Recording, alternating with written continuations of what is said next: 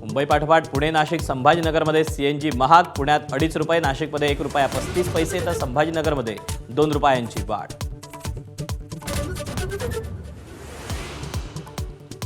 उष्माघातानं आपला बळी गेला तर फडणवीस जबाबदार. जरांगेंचा खरमरीत इशारा. रणरणत्या उन्हात 30 मे पासून उघड्या मैदानावर करणार उपोषण.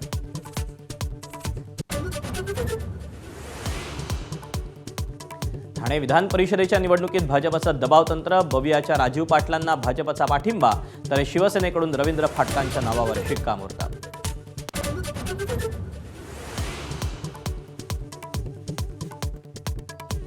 सरकारचं शिष्टमंडळ उद्या मनोज जरांगेंना भेटणार. जरांगेंच्या 30 तारखेपासूनच्या उपोषणापूर्वी भेट घेऊन समजूत घालणार. तर मराठा आरक्षणाबाबत मुख्यमंत्र्यांसोबत चर्चा करू. उपमुख्यमंत्री शिंदेंचं आश्वासन.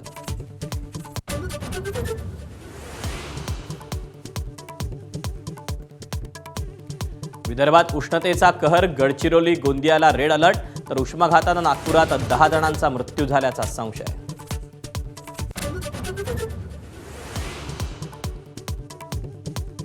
महान उर्दू कवी आणि शायर बशीर बद्र यांचं निधन. 91व्या वर्षी घेतला अखेरचा श्वास. स्मृतिभ्रंश आजारानं बशीर बद्र हे ग्रस्त होते.